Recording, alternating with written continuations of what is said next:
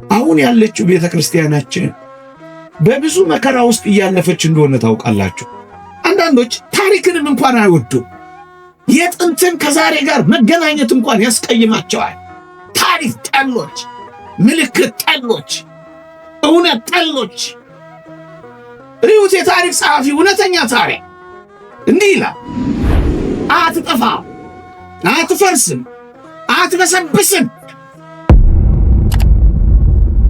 ትወጣለህ፣ እንደ ንስር ኃይልን አድሰህ ትነሳለህ፣ ከእግዚአብሔር ጋር ከሆንክ ብቻ።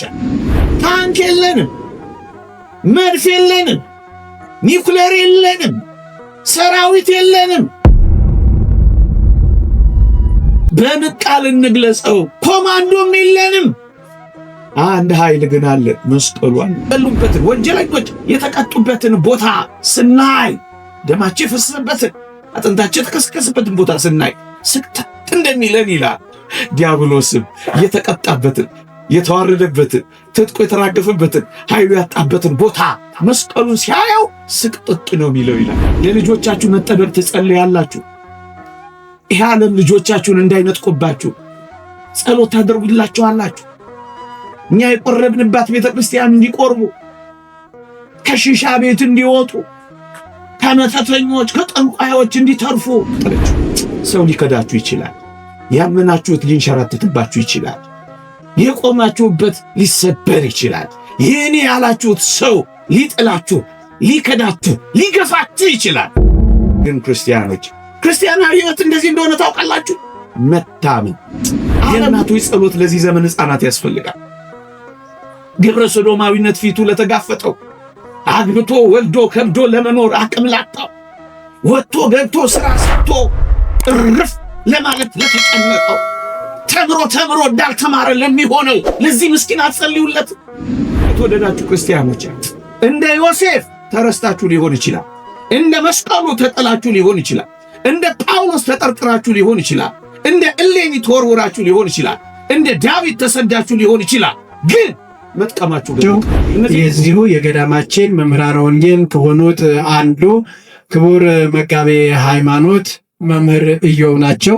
በአክብሮት ጋብዛለሁ። በስመ አብ ወወልድ ወመንፈስ ቅዱስ አሃዱ አምላክ አሜን። ክቡር አባታችን ርዕሰ ርሱዓን አባ ተክለ ማርያም የገዳማችን አስተዳዳሪ፣ ክቡር አባታችን መጋቤ ሐዲስ አባ ገብረ ማርያም የገዳማችን የስብከተ ወንጌል ኃላፊ፣ ክቡራን ሊቃውንተ ቤተ ክርስቲያን፣ መምህራነ ወንጌል፣ አበው ካህናት፣ ወንድሞች ዲያቆናት፣ የተወደድሽ እህታችን ዘማሪት መቅደስ በዜማ ቃል እንድናመሰግን እድል የሰጠህን ዘማሪ በኃይሉ፣ የተወደዳችሁ የእግዚአብሔር ቤተሰቦች፣ የእመቤታችን የቅድስት ድንግል ማርያም የአስራት ልጆች፣ የመልአኩ የቅዱስ ገብርኤል ወዳጆች እንደምን ሰነበታችሁ? አሜን። በምህረቱ የጠበቀን እንደ በደላችን ያልከፈለን እንደ ኃጢአታችንም ያልተቆጣጠረን ምህረቱን ያበዛልን የአባቶቻችን አምላክ እግዚአብሔር ዘላለማዊ ስሙ የተመሰገነ ይሁን። ለጥቂት ደቂቃዎች የእግዚአብሔርን ቃል አሰማችኋለሁ። እግዚአብሔር ከሁላችንም ጋር ይሁንልን። ርዕሴ የተገፉ በሚል ርዕስ ይሆናል።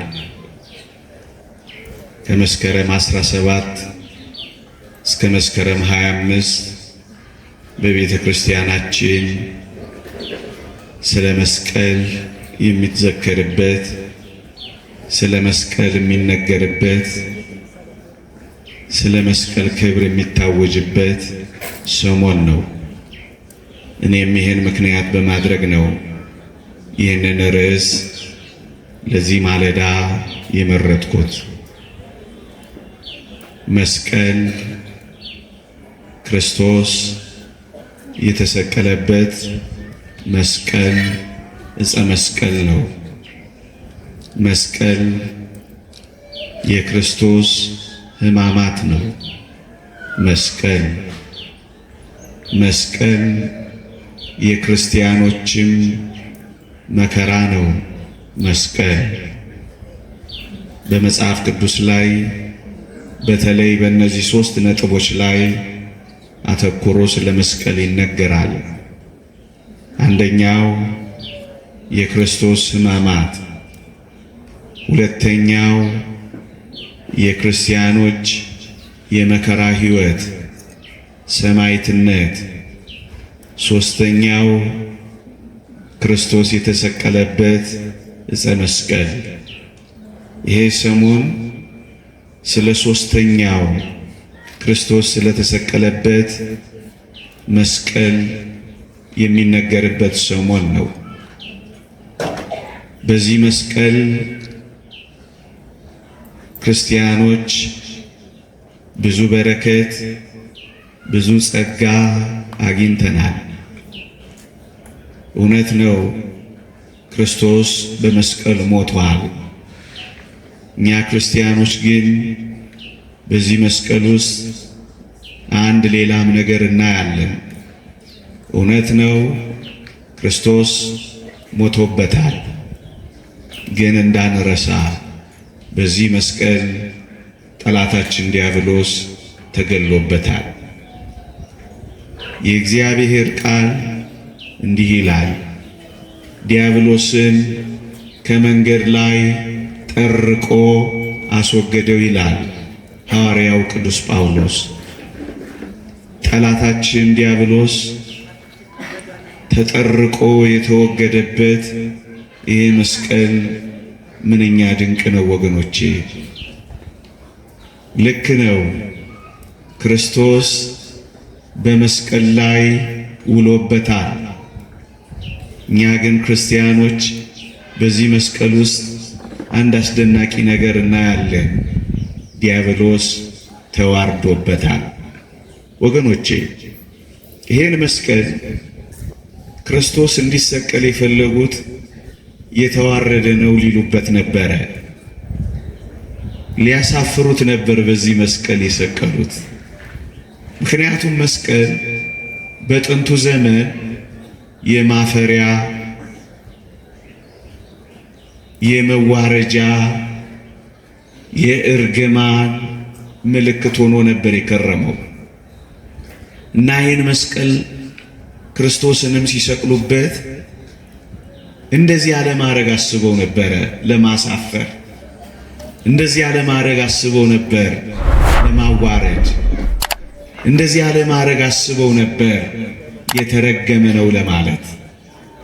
እኛ ክርስቲያኖች ግን በዚህ አስደናቂ የእግዚአብሔር ሥራ ምን እንረዳለን ካላችሁኝ፣ ለማሳፈር ያደረጉትን እግዚአብሔር ለማክበር እንዳደረገው እናውቃለን።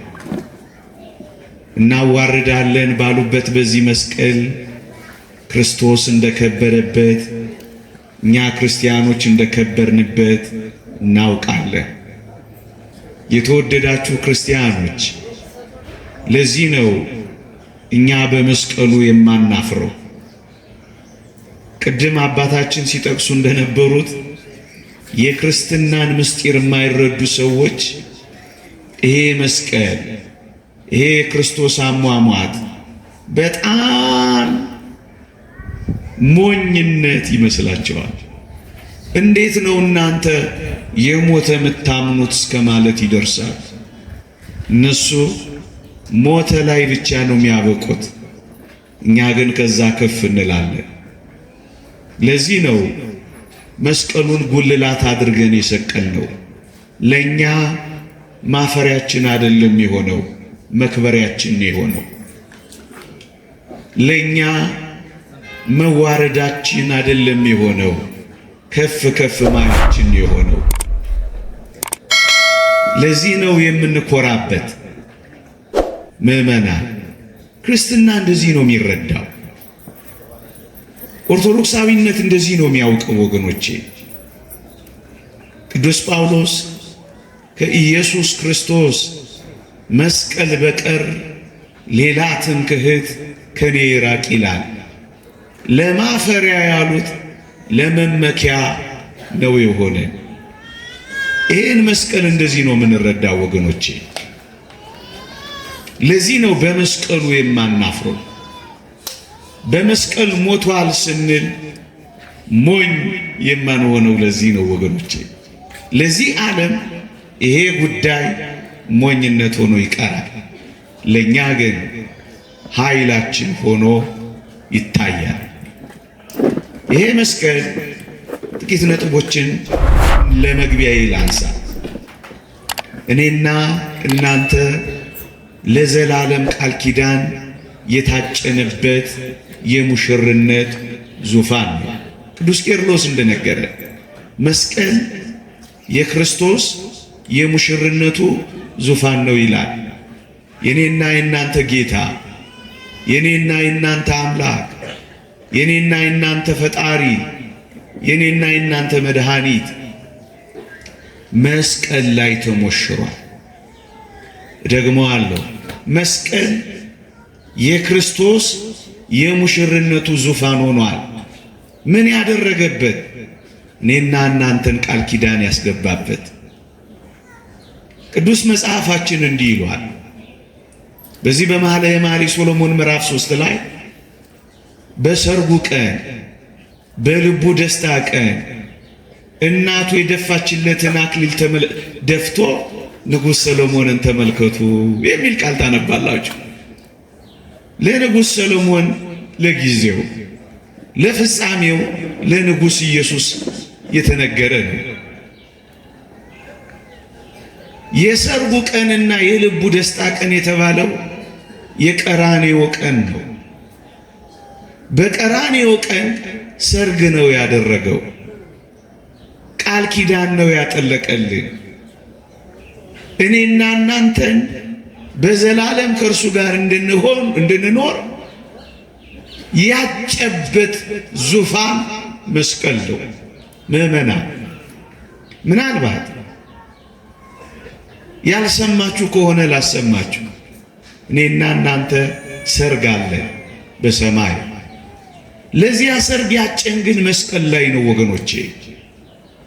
በመከራ ነው ያጭ። መጽሐፍ ቅዱስ እንዲህ ይላል፣ እናንተን እንደ አንዲት ንጽሕት ድንግል ለአንድ ወንድ ለክርስቶስ ላቀርብ አጭቻችኋለሁ ይላል። ታጭተናል። ሰርግ አለብን። የእግዚአብሔር ቃል እንዲህ ይላል፣ በበጉ ሰርግ ራት የተጠሩ ብፁዓን ናቸው ብለህ አውጅ አለኝ ይላል ቅዱስ ዮሐንስ በራእዩ። ሰርግ አለን። ያ ሰርግ ግን የታጨነው መስቀል ላይ ነው ወገኖቼ። መስቀል ላይ ያጨን ሙሽራ አለን ወገኖቼ። ይሄ ሙሽራ ሁላችንንም ይጠብቀናል። መስቀል ላይ የተሞሸረ ሙሽራ መኑ ዘርእ የመራዌ ዘይጠብ ሥጋው በጊዜ እስከብካቡ። በሰርጉ ጊዜ ሥጋውን ቆርሶ ያበላ፣ በሰርጉ ጊዜ ደሙን አፍሶ ያረካ እንዲህ ያለ ሙሽራ ያየ ማን ነው ትላለች ቤተ ክርስቲያን ሁሌ በቅዳሴዋ። ከዚህ ሙሽራ ጋር ለዘላለም አብረው የሚኖሩ የመስቀል ቃል ኪዳናቸውን ይጠብቃሉ። ምዕመናን ቃል ኪዳናችን መስቀል ነው። ለአንዲት ሙሽሪት ቃል ኪዳኗ ማሳያ ቀለበት እንደሆነ ሁሉ ለቤተ ክርስቲያን ለክርስቲያኖች የቃል ኪዳናችን ቀለበት መስቀላችን። በመስቀላዊ ሕይወት የሚኖሩ መስቀላቸውን መከራቸውን በጽናት የሚሸከሙ በትዕግስት የሚያልፉ የመስቀል ተከታዮች የሚሆኑ በመስቀሉ በፍቅሩ በመስቀሉ በይቅርታው በመስቀሉ ጸጋው የሚኖሩ ሁሉ ቃል ኪዳናቸውን የሚጠብቁ ምዕመናን ናቸው። አብረው ከክርስቶስ ጋር በዘላለም ደስታ በዚያ ሰርግ አብረው ይቀመጣሉ። መስቀል የሙሽርነታችን ቃል ኪዳን። ምዕመናን ይሄን ቃል ኪዳናችንን እየጠበቅን ነው። በዚህ የመስቀል ቃል ኪዳን ነው የምንኖረው። እንዴ አንዲት እጮኛ የታጨች ሴት እኮ ከጮኛዋ በቀር እኮ ወዲህ ወዲህ አትልም አይደል እንዴ? ምዕመናን ወዲህ ወዲህ እያላችሁ ይሆን? ቃል ኪዳናችሁን እየተዋችሁ ቃል ኪዳናችሁን ትታችሁ ከሙሽራችሁ ርቃችሁ ሙሽራችሁን ጀርባ ሰጥታችሁ ይሆን? ወገኖቼ መስቀል ቃል ኪዳናችን ነው። ለዚህ ነው ጉልላታችን ላይ የምታዩት ቃል ኪዳናችን ነው። ለዚህ ነው አንገታችን ላይ የምታዩት ቃል ኪዳናችን ነው። ለዚህ ነው የምትነቀሱት ቃል ኪዳናችን ነው። ለዚህ ነው ልብሳችን ላይ የምንጠልፈው ቃል ኪዳናችን ነው። መስቀል ቃል ኪዳን ነው የቤተ ክርስቲያን። እንደውም ቤተ ክርስቲያን ያለችው መስቀል ላይ ነው። አንድ ሊቅ ምን ይላል? ክርስቶስ በመስቀል ላይ ተሰቀለ፣ ክርስቶስ ከመስቀል ላይ ወረደ፣ ክርስቶስ ተቀበረ ይልና ቤተ ክርስቲያኒቱን ግን መስቀል ላይ ተዋት ይላል። ክርስቶስ ሲመጣ ነው የሚያወርዳት። ወገኖቼ አሁን ያለችው ቤተ ክርስቲያናችን በብዙ መከራ ውስጥ እያለፈች እንደሆነ ታውቃላችሁ። ለምን እንደሆነ ታውቃላችሁ? መስቀል ላይ ስለሆነች። መጠጥ ቤት አይደለችም ያለችው፣ አዳራሽ ውስጥ አይደለችም ያለችው፣ ቅምጥልነት ላይ አይደለችም ያለችው፣ መስቀል ላይ ናት። መስቀል ላይ ተዋት። ሲመጣ ነው የሚያወርዳት። ያ ማለት ከመከራ ከሰማዕትነት ከስቃይ ከስደት ከእንግልት ከመነቀፍ በኋላ ነው የሚያሳርፋት። መስቀል ቃል ኪዳናችን ነው። የተወደዳችሁ ክርስቲያኖች ክርስቶስ ሊቀ ካህናት ሆኖ ሲመጣ የት ላይ እንዳገለገለ ታውቃላችሁ? ሶስት ነገር ሆኖ መጥቷል ክርስቶስ። አንደኛ መስዋዕት በግ ሆኖ መጥቷል። ነዋ በግኡ ዘእግዚአብሔር ዘያትት ወያሴስን ኃጢአት አለ። የዓለምን የሚያስተሰርይ ኃጢአት የሚያስተሰርይ የእግዚአብሔር በግ የተባለ ክርስቶስ መስዋዕት ሆኖ መጥቷል። ሁለተኛ መስዋዕቱንም የሚሰዋው ሊቀ ካህናት ሆኖ መጥቷል። ሶስተኛ መስዋዕቱን የሚቀበል ይቅር የሚል የባህሪ አምላክ ሆኖ መጥቷል። ሶስት እኔ አንደኛው ላይ ላተኩር ለጊዜው። ምን ላይ? ሊቀ ካህናት ሆኖ ያገለገለባት መቅደሱ የቷ ናት ካላችሁኝ፣ መስቀሉ ናት ወገኖቼ። መስቀል ክርስቶስ ኃጢአታችንን ይቅር ሊታረቀን ሊያስታርቀን ያገለገለባት የገባባት መቅደሱ መስቀል ናት ወገኖቼ።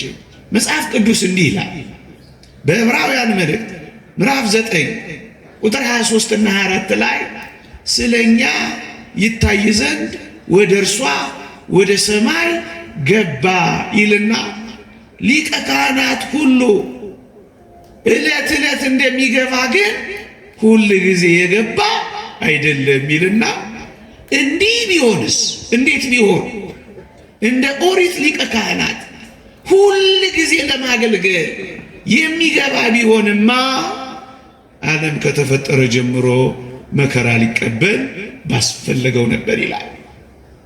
ክርስቶስ ራሱን ያቀረበባት መስቀል፣ ክርስቶስ እኛን የታረቀባት መስቀል፣ ክርስቶስ ከባህሪ አባቱ ጋር ከባህሪ ሕይወቱ ከመንፈስ ቅዱስ ጋር ያስታረቀባት፣ ደሙን ያፈሰሰባት፣ ሥጋውን የቆረሰባት፣ መስዋዕት ራሱን የሰዋባት መቅደሱ መስቀል ናት።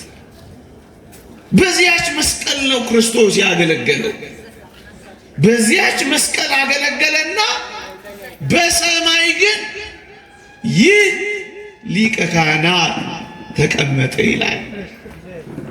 በዚያ በመስቀሉ አገለገለባት። ታጥቆ አገለገለባት። እጆቹን ዘርግቶ አገለገለባት። ማር ይቅር በል ብሎ አገለገለባት። መስዋዕት ራሱን አቀረበ። ይሄ ብቻ መሰላችሁ? ደሙ የፈሰሰባት መሰዊያ እንኳን ይህች እኮ መስቀል ናት ወገኖቼ። ደም ሳይፈስ ስርየት የለም ይላል። ስርየት የሚገኘው በደም ነው። በበጎች ደም፣ በፍየሎች ደም ልንነጻ ባለመቻላችን፣ ስርየት ልናገኝ ባለመቻላችን የበጉ የኢየሱስ ክርስቶስ ደም ፈሰሰልን።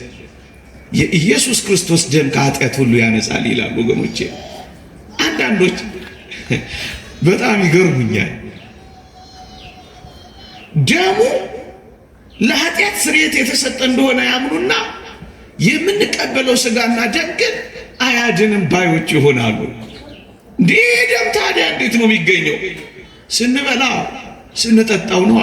የኢየሱስ ክርስቶስ ደም ከኃጢአት የሚያነጻው መለኮት የተዋህደው እኮ ስለሆነ ነው ወገኖች። ይህ ደም የፈሰሰበት መሰዊያ የቱ ነው ካላችሁኝ፣ መስቀል ነዋ ወገኖቼ። በጥንቱ በኦሪቱ የበግና የፍየል ደም እየፈሰሰ ይረጭ የነበረው በኦሪት መሰዊያ ታቦቱ ላይ ነበረ። በመሰዊያው ላይ ይረጭና ስርየተ ኃጢአት እግዚአብሔር ይሰጣቸው ነበረ። አሁን የመስዋዕታችን በግ የኢየሱስ ክርስቶስ ደም የፈሰሰው በመስቀሉ ላይ ነው። ይሄ ምን ማለት ነው? መሰዊያም ጭምር የሆነ መቅደስ ብቻ አይደለም። ወብነ ምስዋዕ ይላል ቅዱስ ጳውሎስ። መሰዊያም አለን። ዕብራውያን ምዕራፍ 10 አንብቡት። መሰዊያ አለን። የትኛው? መስቀሉ። መሰዊያ አለን። የክርስቶስ ደም የፈሰሰበት የራሱ የክርስቶስ ሰውነት መሰዊያ አለን። የትኛው? አሁን መስዋዕት የምንሰዋበት፣ ስጋውን የምንቆርስበት፣ ደሙን የምናፈስበት ታቦታችን መሰዊያም አለ።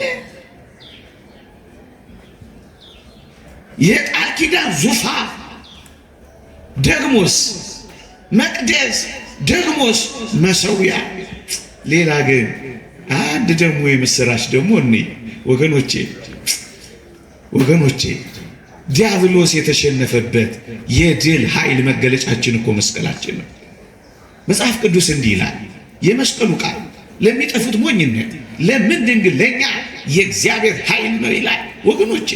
በመስቀል የተሸነፈው፣ በመስቀል የተዋረደው፣ በመስቀል የተራቆተው፣ በመስቀል መንጋጭላው የረገፈው፣ በመስቀል ትጥቆ የተራገፈው ማን እንደሆነ ታውቃላችሁ? ዲያብሎስ እኮ ነው። ለዚህ ነው አባ ጊዮርጊስ ዘጋስጫ የመስቀል ማማተብ ሴጣንን ያስመርረዋል ይላል። ምዕመናን፣ እግዚአብሔር ለጣቶቻችን ሰልፍን እንዳስተማር አታውቁ? ክርስቲያኖች ሲያማትቡ ዲያብሎስን ኃይል ያሳጡታል። ይህ እግዚአብሔር ቃል ነው። ይህ እግዚአብሔር ኃይል ነው። ይህ እግዚአብሔር ቃል ነው የሚናገረው። ለዚህ ነው ከቀስት ፊት ያመልጡ ዘንድ ለሚፈሩ ምልክትን ሰጣቸው። አጋንንትን ማሳፈሪያችን። የተወደዳችሁ ክርስቲያኖች ይሄው እስካሁን ድረስ እኮ ማየት ትችላላችሁ። አጋንንት የሚለፈልፉት የሚጮሁት መግቢያ የሚያጡት በዚህ የመስቀል ኃይል አይደል? ምን አድርገንበት ይመስላችኋል? ያ አንዱ ኃይል እኮ ነው አሁን ያለው። ያ አንዱ ኃይል ነው የሴጣንን ትጥቁን የሚያራግፍበት ወገኖቼ። ዲያብሎስ የተቀጣበት፣ ዲያብሎስ የተዋረደበት፣ ዲያብሎስ የተሸነፈበት መስቀል ነው ይሄ። ለዚህ ነው ሲያየው ዝግንን የሚለው። በመስቀል ፊት አጋንንት መቆም አይችሉም። በመስቀል ፊት የአጋንንት ሰራዊት መኖር አይችሉም። ለዚህ ነው የመስቀል ጠላቶች በዚህ ዘመን መስቀልን ሲነቅፉ የሚኖሩት ወገኖቼ። የመስቀል ጠላቶች ሁል ጊዜ ከመስቀል በተቃራኒ የሚቆሙት ለዚህ ነው። መስቀላችንን ዞር እንድናደርግላቸው ይፈልጋሉ። መስቀላችንን እንዳናከብርላቸው ይፈልጋሉ። መስቀል እንዲናቅና እንዲጥላላ ይፈልጋሉ። የእግዚአብሔርን የማዳን ምልክቶች ሁሉ ይንቃል ያለ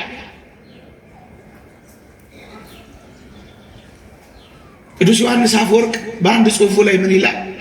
ወንጀለኞች የተቀጡበትን፣ ወንጀለኞች ደማቸው የፈሰሰበትን፣ ወንጀለኞች መከራ የበሉበትን፣ ወንጀለኞች የተቀጡበትን ቦታ ስናይ፣ ደማቸው የፈሰሰበትን፣ አጥንታቸው የተከሰከሰበትን ቦታ ስናይ ስቅጥጥ እንደሚለን ይላል። ዲያብሎስም የተቀጣበትን የተዋረደበትን ትጥቆ የተራገፈበትን ኃይሉ ያጣበትን ቦታ መስቀሉን ሲያየው ስቅጥጥ ነው የሚለው ይላል። ለዚህ ነው በመስቀል ላይ ኃይል የሌለው በመስቀሉ ፊት መቆም የማይችል ክርስቲያኖች ኃይል ያለው ትጥቅ አስታጥቆን እኮ እኛ ትተነዋል።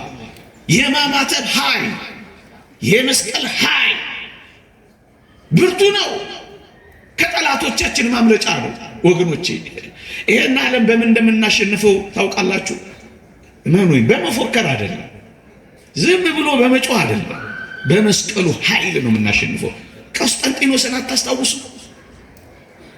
አባታችንስ ሙሴ ትዝ አይላችሁ? አማሌቃውያንን እኮ ከሰማይ በታች ሲደመስስ ሙሴ እጆቹን ዘርግቶ ነበር እኮ ተራራው ላይ። የሙሴ እጆች ከባዶች ነበሩ። ሲያወርድ እስራኤል ይሸንፋሉ፣ ከፍ ሲያረግ እስራኤል ያሸንፋሉ። ይሄን የተረዱት አሮንና ሆር አንዱ በቀኙ አንዱ በግራው የሙሴን እጆች ተሸክመው ዋሉ ይላል።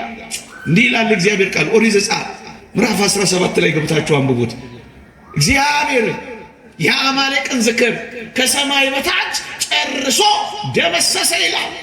መስቀሉ እንደዚህ አመሳቅሎ ቆሞ ይህ የክርስቶስ ስቅለት ማሳያ መገለጫ ምሳሌ ነበር።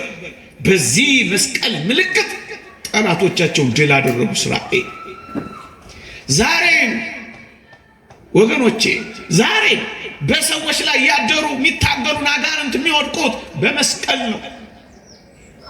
መክስሚያኖስንና ዲዮቅልጥያኖስን ድል ያደረገው ቆስጠንጢኖስ ወገኖቼ በዚህ ምልክት ድል ታደርጋለህ እኮ ነው የተባለው። በፈረሶቹ አንገት ላይ፣ በጋሻው ላይ፣ በመሳሪያዎቹ ላይ የመስቀል ምልክት አደረገ። ምእመናን ኃይላችን መሳሪያ የለንም ይለኛል ክርስቲያኖች። ታንክ የለንም፣ መድፍ የለንም፣ ኒውክሌር የለንም፣ ሰራዊት የለንም። በምን ቃል እንግለጸው? ኮማንዶም የለንም። አንድ ኃይል ግን አለን፣ መስቀሉ አለ። በዚህ ድል ታደርጋለህ። በመክስሚያኖስና በዲዮቅልጥያኖስ ላይ አድረው ደም ሲያስፈስሱ የነበሩ አጋንንት የተሸነፉት በመስቀሉ ምልክት ነው። ታሪክ ጸሐፊው አውሳቢዮስ እንዲህ ብሎ ጽፏል። አንዳንዶች ታሪክንም እንኳን አይወዱ፣ የጥንትን ከዛሬ ጋር መገናኘት እንኳን ያስቀይማቸዋል። ታሪክ ጠሎች፣ ምልክት ጠሎች፣ እውነት ጠሎች። ሪዩት የታሪክ ጸሐፊ እውነተኛ ታሪክ እንዲህ ይላል። ቆስጠንጢኖስን ታሪክ ነው የሚነግረን ራሱን እንዲገልጥለትና ወደ እውነት እንዲመራው እንዲሁም ከነበሩበት አስቸጋሪ ሁኔታዎች እንዲረዳው በጽኑ ጸሎት ይማጸን ነበር። ማን? ቆስጠንጢኖስ። በጸሎት ላይ ሳለ በሰማይ ላይ አስደናቂ የሆነ ምልክት ታየው። በቀትር ወቅት በሰማይ ላይ ከፀሐይ በላይ የብርሃን መስቀል አየ። በላዩም ላይ በዚህ ድል ታደርጋለህ የሚል ጽሑፍ ነበረበት። ራሱ ንጉሡ እንደተናገረው ያየውን ራእይ ምን ማለት እንደሆነ ምክንያቱንና ትርጉሙን በተመለከተ እያወጣ እያወረደ በቀን በሰማይ ላይ ባየው በመስቀል ምልክት አሁንም ተገለጠለትና በሰማይ ላይ እንዳየው የመስቀል ምልክት አንጻር እንዲያዘጋጅና ከጠላቶቹ ጋር ባለው ውጊያ መስቀሉን ይዞ እንዲሄድ ነገረው ይላል። አዎ መስቀል ይዞ ሄደ። የተወደዳችሁ ክርስቲያኖች ጣዖታትን አፈራረሰ፣ አብያተ ክርስቲያናትን አነጸ፣ መክስሚያኖስንና ዲዮቅልጥያኖስን አሸነፈ። መስቀል የማሸነፋችን ጉልበት ነው ያልኳችሁ ለዚህ ነው። መስቀል የድላችን ኃይል ነው ያልኳችሁ ለዚህ ነው። ይህ እውነተኛ ታሪክ ነው። ማንበብ ማጥናት የምትፈልጉ ተመልከቱ። እንደነዚህ አይነት ታሪኮችን ቸል ያለ ትውልድ ነው ስለ መስቀል ግራ ሲገባው የሚኖረው። የመስቀል ኃይል ይላል ነው።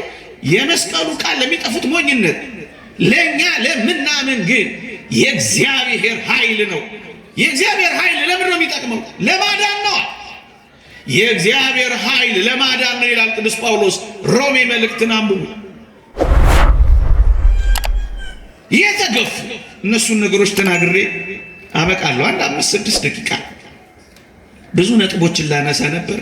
እናንተን ፀሐይ ላይ ሳያችሁ ስቅጥጥ እያለኝ ላሳጥረው ብዬ የተገፉ ሶስት በዚህ መስቀል ሰሞን የምንነሳቸው የተገፉ ሶስት ዋና ዋና ነጥቦች አሉ። አንደኛ መስቀል ተገፍቷል። ሙት ሲያስነሳ፣ ለምጽ ሲያነጻ፣ ጎባጣ ሲያቀና፣ ተአምራት ሲሰራ ሲያዩት ይሄም አያስፈልገንም ብለው አይሁድ ከኢየሩሳሌም ራቅ ወዳለ አንድ ቦታ ሄደው ቆሻሻ መድፍ ያደረጉት። ለ300 ዘመናት ቆሻሻ መድፊያ ሆነ። ምናልባት አንተ ጥያቄ ሊፈጠርባችሁ ይችላል። የ300 ዘመናት ጭምር የት ሄደው ነበር መስቀሉን የማያወጡት ካላችሁ፣ እንኳን መስቀሉን ሊያወጡ የራሳቸው መኖሪያ ታዛ እንኳን አልነበራ። በግዞት ነበር የነበሩት፣ በጭቆና ነበር የነበሩት ለ300 ዘመናት። ምዕመናን ቆሻሻ መድፊያ ሆነ። የኢየሩሳሌም ቆሻሻ መስቀሉ ላይ እንዲደፋ አዋጅ ታውጆበት ቆሻሻ መድፊያ ሆነ። ተገፋ። መስቀሉ ተጣለ። መስቀሉ ተተወ። መስቀሉ ተናቀ። የከበረውን አዋረዱት። መዳናቸውን ቀበሩት።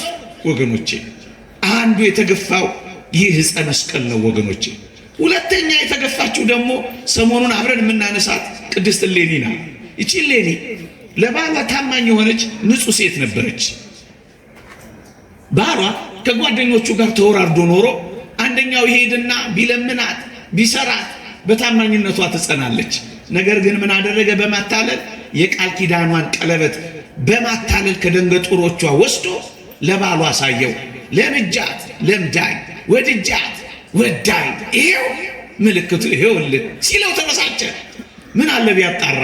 እንደ ሄደ ባሏ ስራሽ ያውጣሽ ብሎ ባህር ላይ ገፍትሮ ጣላት እችን ሴት። ሁለተኛ የተገፋች ሴት ቅድስት እሌኒ ናት። ሶስተኛ የተገፋው ደግሞ ክርስትና ነበር። ቅድም እንዳልኳችሁ ለ300 ዘመናት ክርስትና በጣዖታት ተተክቶ በአዋጅ ክርስትና ተገፍቶ ነበር። ሶስቱም ግን በዚህ በመስቀል ሰሞን የሚታወጀው እነዚህ የተገፉት መክበራቸውን የምናይበት ነው። አዎ ይቺ ቅድስት እሌኒ አንድ ስለት ተሳለች። ልጄ ቆስጠንጢኖስ ክርስቲያን ቢሆን መስቀልህን አወጣለሁ ብላ ተሳለች። የተወደዳችሁ ክርስቲያኖች ምን አይነት ስለት ነው? ለልጆቻችሁ መጠበቅ ትጸልያላችሁ። ይህ ዓለም ልጆቻችሁን እንዳይነጥቁባችሁ ጸሎት ታደርጉላችኋላችሁ። የመጠበቂያ ጸሎት ለዚህ ትውልድ አያስፈልገውም ትላላችሁ። ስለ ቅድስት ሐና የተነገረውን በታምረ ማርያም አልሰማችሁ? እመቤታችን ከተሰጠቻት በኋላ የሰጣትን ይጠብቅላት ዘንድ ዘውትር ትጸልይ ነበር ይላል።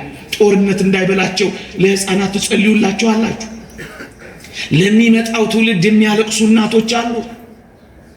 መራሩ ዘመን እንዳይገጥማቸው እኛ ያገኘነውን እንዲያገኙ፣ እኛ የቆረብንባት ቤተ ክርስቲያን እንዲቆርቡ፣ ከሺሻ ቤት እንዲወጡ፣ ከመተተኞች ከጠንቋዮች እንዲተርፉ፣ ከጭፈራ እንዲወጡ፣ ከሱስ እንዲገላገሉ፣ ይህ ዓለም ከሚጫናቸው የኑሮ ጫናና መከራ መማር ጨንቋቸው፣ መስራት ጨንቋቸው፣ መዋያ ጨንቋቸው፣ ምን እምጢጉ ስምጢጉ ግራ ገብቷቸው ከረምቡላና ጆተኒ ቤት ለሚሯሯጡት ምስኪኖች አትጸልዩላቸው፣ አታለቅሱላቸው።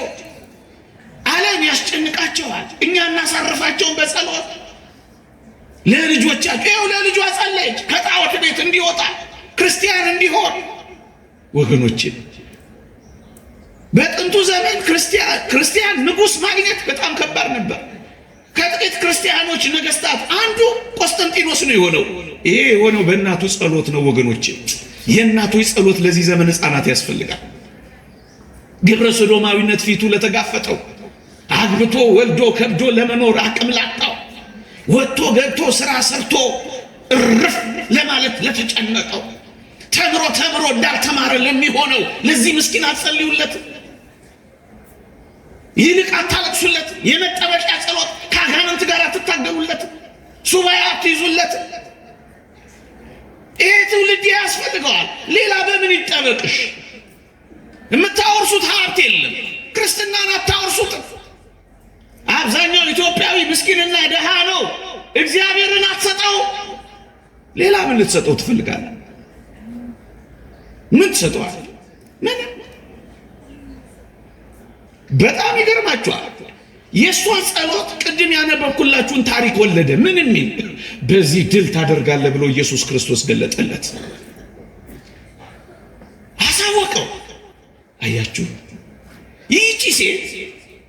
ይህቺ አስደናቂ ሴት ባሏ ገፍትሯታል፣ ባሏ ጥሏታል።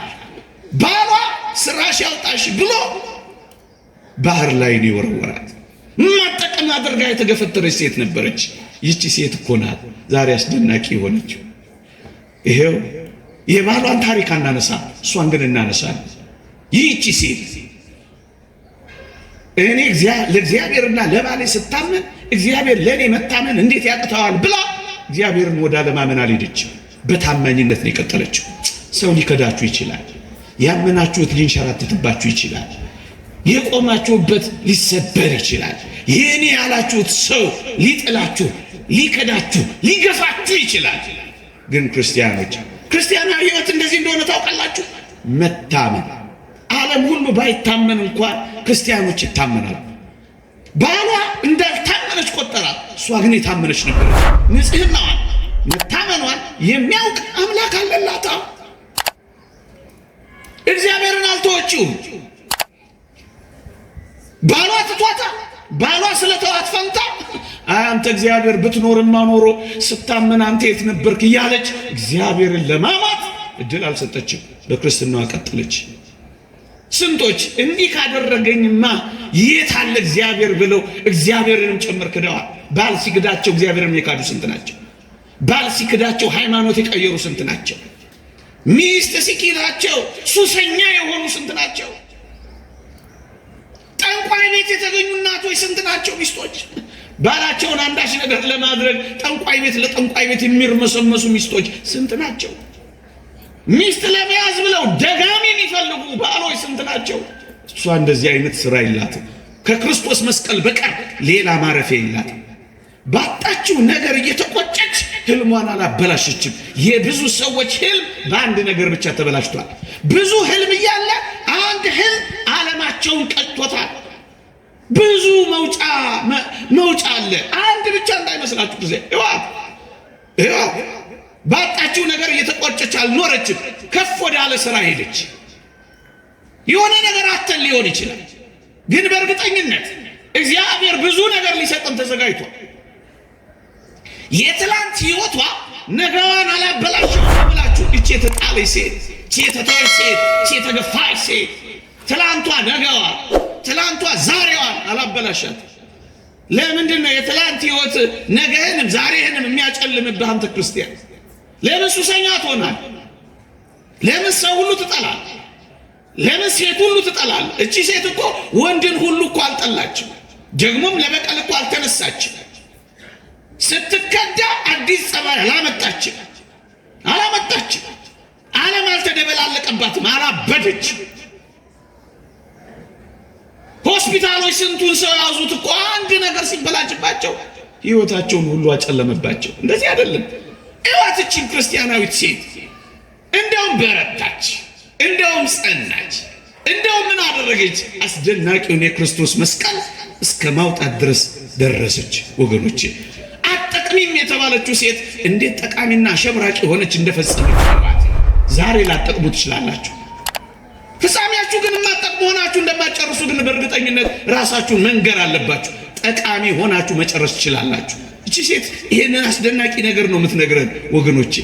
ስትከዳ አልካደችም፣ እግዚአብሔር ወደ በቀል አልሄደችም፣ አዲስ ጸባይ አላመጣችም፣ ዓለሙ አልተደባለቀባት። ለምን የሚደባልቅብ ህይወት ብዙ ዘርፍ፣ ይልቁንም ደግሞ እግዚአብሔር አለላት ከሁሉ በላይ ይሄ እንዴት ይደንቃል! ይሄ ህይወት ስትገፋ መስቀሉን ወደ መመርኮዝ መጣች። ኑና አልቅሱ። ስትካዱ በማይክድ በሚታመን በእግዚአብሔር እቅፍ ኑና እረፉ ምዕመናን። እቺ የተገፋች ሴት እንዴት እንደከበረች ተመልከቱ። ይሄው እኛ እንኳን ታሪኳን እናነሳለን። መስቀል በተነሳ ቁጥር ትነሳለች። በ79 ዓመቷ እግዚአብሔር ያሳያችሁ። በ80 ዓመቷ ነው ያረፈችው። በ328 ዓመተ ምህረት በ79 ዓመቷ ባለቀ ዘመኗ ነው ታሪክ የሰራችው። ለክርስቲያን ያለቀ ቀን፣ ያለቀ ዘመን፣ ያለቀ የባከነ እድሜ የለም። ሁሉም ሰዓት የክርስቲያን የሥራ ጊዜ ነው። አልሸመገልክም፣ አላረጀህም። ክርስቲያን ለመሆን ጽድቅ ለመስራት አልረፈደባትም። እሱ እንደባከነ እንዳትቆጥሩት። ለአንዲት ደቂቃ ለእግዚአብሔር ትበቃዋለች። የአባቶቻችን ጸሎት እንኳን አትሰሙ።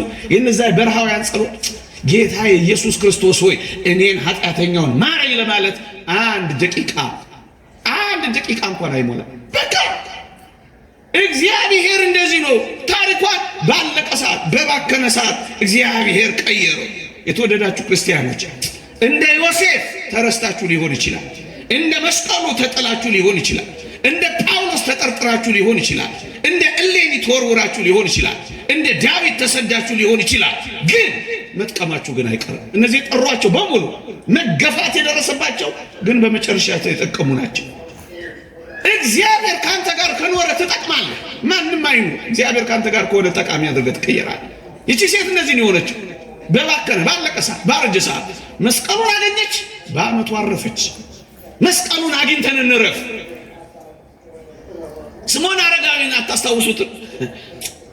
በዚያ ሁሉ ዘመን አርጅቶ ጃጅቶ ቃል ኪዳን የገባውልህን ሳታይ አትሞትም ተብሎ ክርስቶስ ወደ ቤተ መቅደስ ሲሄድ ስርዓተ ግዝረ በኦሪት የነበረው ለሱ ባይገባው ባያስፈልገው ለመፈጸም ሲሄድ ክርስቶስን አገኘው፣ ታቀፈው። ከዛ ምን አለ? ዓይኖቼ ለዓለም ሁሉ ያዘጋጀውን ማዳንህን አይተዋልና ባሪያህን በሰላም አሰናብተኝ አለ። ልሙት፣ በቃ ከቀረብኩ ምን አደርጋለሁ? ልሙት። ንስሐ ከገባው የእግዚአብሔር ከሆንኩ በጽድቅ ሕይወት ከተመላለሱ አንተን ካቀፍ ዓይኖቼ ከአንተ ጋር ከተሆኑ አንተን ካየው ዓለምን አለ። እዚህ ከመጣችሁ ሌላ ቦታ አትሂዱ፣ ግድ የላችሁ። ይሄን ዋስትና እንገባላችኋል። አትሂዱ፣ ጠዋትኛ ጋር ማታኛ ሌላ ጋር አትሂዱ፣ አትንከራቱ።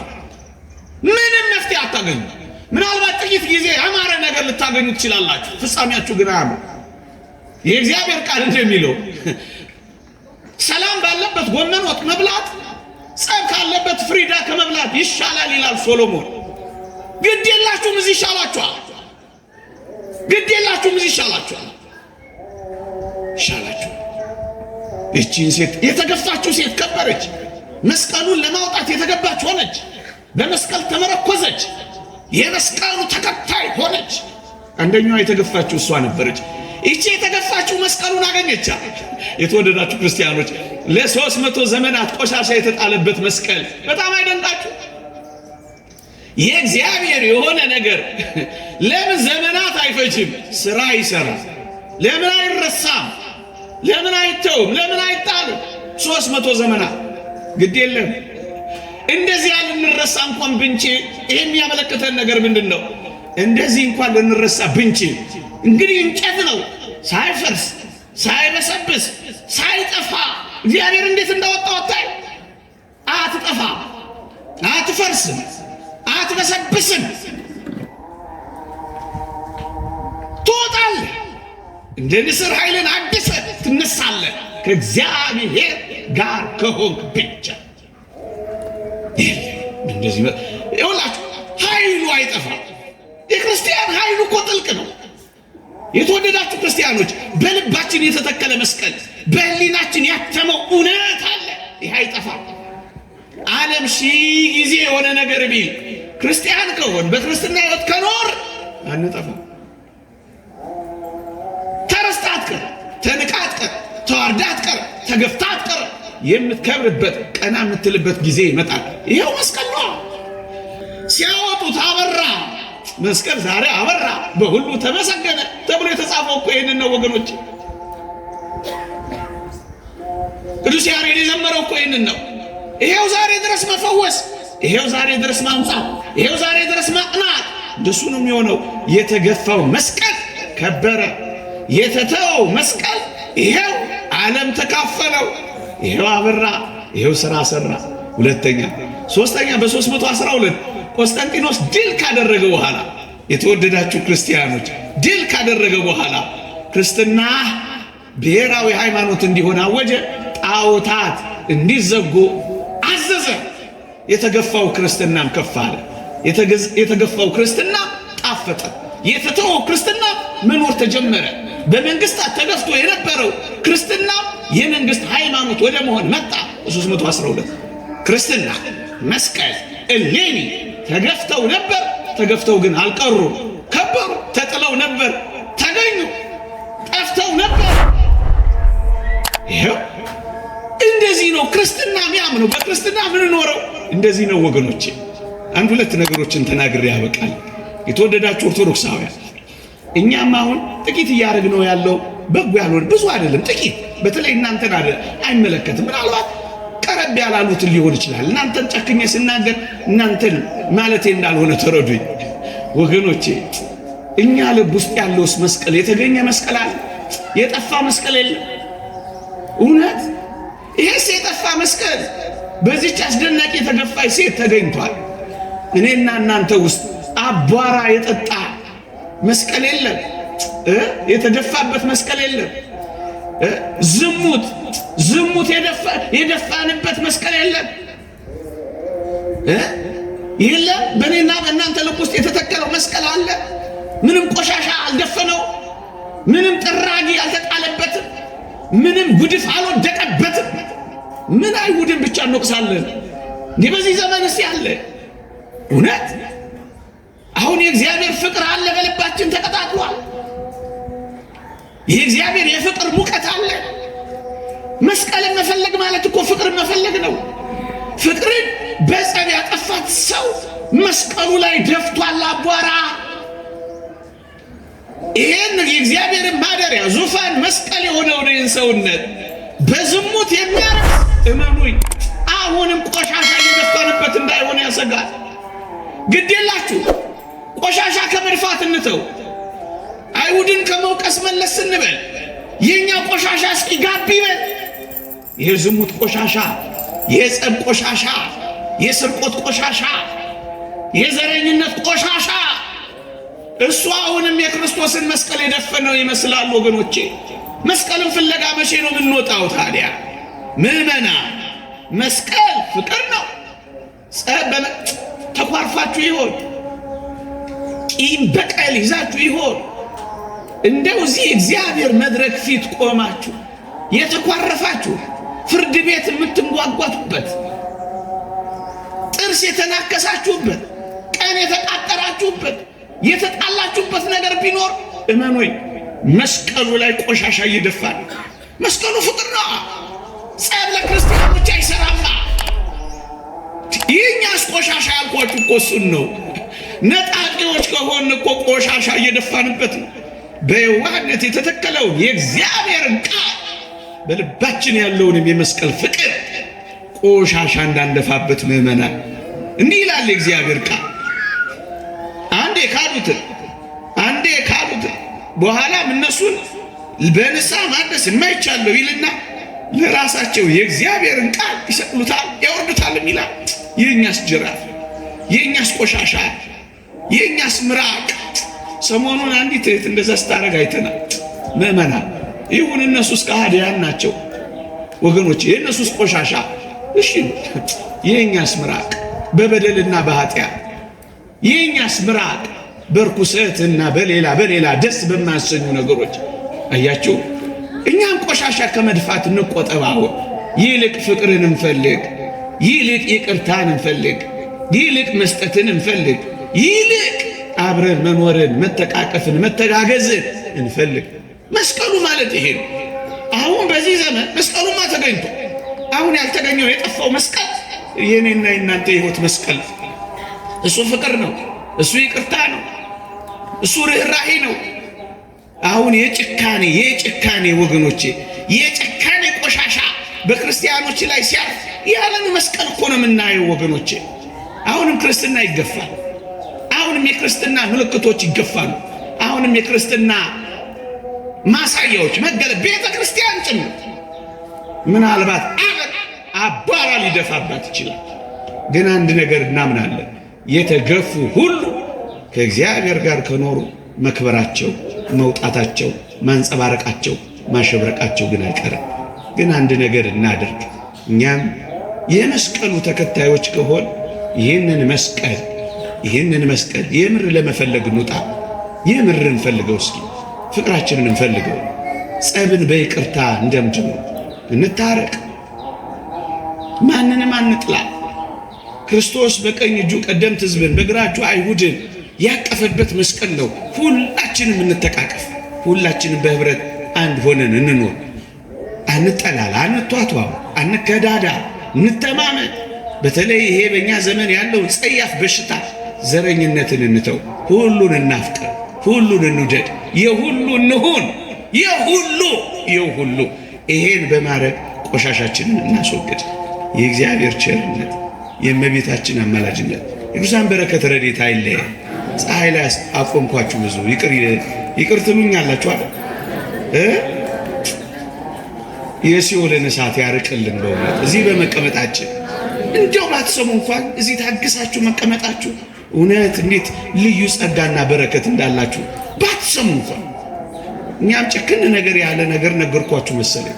ግድ የለም ከሲኦል እሳት እግዚአብሔር ያድነን። አሜን። በደንብ አድርጋችሁ ድገሙት። ሶስተኛ ቢደገም መልካም ነው። መምህራችን መጋቢ ሃይማኖት መምህር ይመኑ የቤተ ክርስቲያን አምላክ ይጠብቅልን፣ ቃለ ሕይወትን ያሰማልን። መምህርን በሶሻል ሚዲያው ታገኟቸዋላችሁ፣ በተለያዩ ታላላቅ ጉባኤቶችም ታገኟቸዋላችሁ። ግን በአካል የበለጠ የበቀሉት ከዚሁ ቦታ ስለሆነ ሮብ ጉባኤ አለ። ያው ትንሽ አካባቢው ህዝባችን ሳይርቅ የተጀመረ የእሳቸው ጉባኤ ነው፣ ሳምንታዊ ጉባኤ። ነገር ግን ያው ሰው ከሩቅ ጫፍ ድረስ መጥቶ እዚህ ሲማር አምሽቶ ለመሄድ ትንሽ ስለተቸገረ ነው እንጂ ያ ጉባኤ እስካሁን ድረስ አለ። እሳቸውም እየተገኙ ያስተምራሉ። የምትችሉ ትራንስፖርት ያላችሁ፣ የራሳችሁ መኪና ያላችሁ፣ መካከል ቦታ ላይ ያላችሁ፣ ጫፍ ላይ ያልወጣችሁ መምጣት የምትችሉ እየመጣችሁ ሮብሮብ የእሳቸውን ጉባኤ እንድትከታተሉ። ሌሎችም ቀናቶች አሉ። የበለጠ ደግሞ እሳቸውም በአካል እንደዚሁ ባለማቋረጥ በየሳምንቱ የሚያስተምሩበት ጉባኤ ልጠቁማችሁ ልንገራችሁ ብዬ ነው እንጂ ሌሎቹ ቀናቶችም ጉባኤው እንደተዘረጋ ነው ያለውና በድጋሚ ቃለ ሕይወቱን ያሰማልን።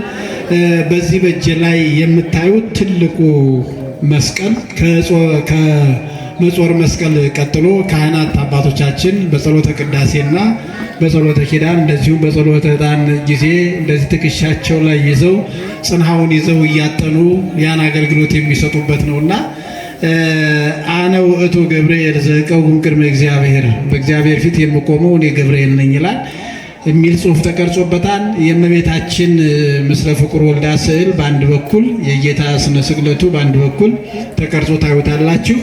ይሄን መስቀል እንዲህ አድርገው አሰርተው ሰርተው ያመጡት የዚሁ የገዳሙ መደበኛ አገልጋይ ከሆኑት አባቶች መካከል አንዱ ናቸው።